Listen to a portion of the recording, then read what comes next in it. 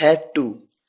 जब भी किसी वाक्य में करना था या किसी काम को करना पड़ता था या किसी काम को करना पड़ा, इस तरह का सेंस आता है तो हैड टू का प्रयोग किया जाता है। इससे पिछले वीडियो लेक्चर में मैंने आपको बताया था कि हैज टू का प्रयोग या हैव टू का प्रयोग किस तरह से किया जाता है। मेरी आपसे गुजारिश है, अगर आपने पिछला वीडियो लेक्चर नहीं देखा है मोडाल्स का, तो आप उस वीडियो लेक्चर को जरूर देखिए ताकि हैज टू और हैव टू का कॉन्सेप्ट आपको क्लियर हो जाए और ये कॉन्सेप्ट आपको इजीली समझ आ पाए। साथ ही साथ एक बात ध्यान रखनी है, यहां पर जो भी सेंटेंसेस यूज किए जाते हैं इस मोडाल के साथ, हैड टू के साथ, उनमें वर्ब की, क्रिया की फर्स्ट फॉर्म का प्रयोग किया जाता है। क्योंकि आपको ये कंफ्यूज नहीं करना है कि हैड है तो इसलिए आप वर्ब की थर्ड फॉर्म का यूज करेंगे, जैसा कि आपने पास्ट परफेक्ट टेंस में देखा था। ये एक मोडाल हेल्पिंग वर्ब है हैड टू, और इसका मतलब है करना था, करना पड़ता था या करना पड़ा। तो आइए कुछ सेंटेंसेस के माध्यम से इस बात को समझें। सबसे पहले देखिए, उसे लड़ना पड़ता था। यहां पर किसी काम को करना पड़ता था। क्या काम? लड़ने का काम। कौन करता था? वो। सब्जेक्ट कौन है? वो। तो वो के लिए मैं क्या यूज कर सकता हूं? ही या शी। अगर वो पुरुष है तो ही, अगर वो कोई स्त्री है तो शी। तो मैं मान लेता हूं कि वो एक पुरुष है और मैं कहता हूं ही।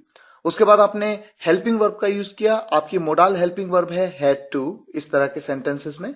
और उसके बाद वर्ब की फर्स्ट फॉर्म, क्रिया की फर्स्ट फॉर्म, लड़ना। लड़ने को क्या कहते हैं? फाइट।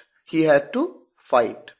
वर्ब की फर्स्ट, सेकंड और थर्ड फॉर्म के बारे में आप ऑलरेडी जानते हैं। इसके बारे में एक सेपरेट वीडियो लेक्चर में मैंने आपको डिटेल में समझाया भी था। अगला सेंटेंस है हमें पढ़ना पड़ा। तो पढ़ता था, पढ़ा या कुछ काम करना था, इसके लिए हैड टू का प्रयोग यहां पर किया जा रहा है। हमें पढ़ना पड़ा। We had to study. Avirat को आना था। अविरत हैड टू कम। बहुत ही सिंपल टॉपिक है। यशी को खेलना था। Yashi had to play. Arnavi को पढ़ना पड़ा। Arnavi had to study. Ayansh को उठना पड़ता था। Ayansh had to wake up.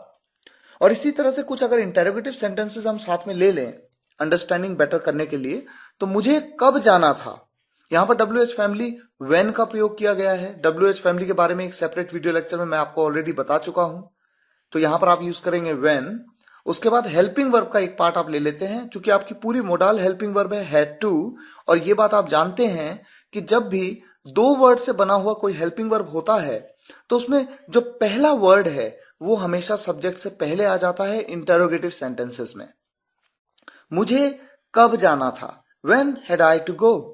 उसे किसके साथ पढ़ना था? With whom had he to study? यहां पर WH फैमिली है with whom। हमें कहां नहीं खेलना था? Where had we not to play?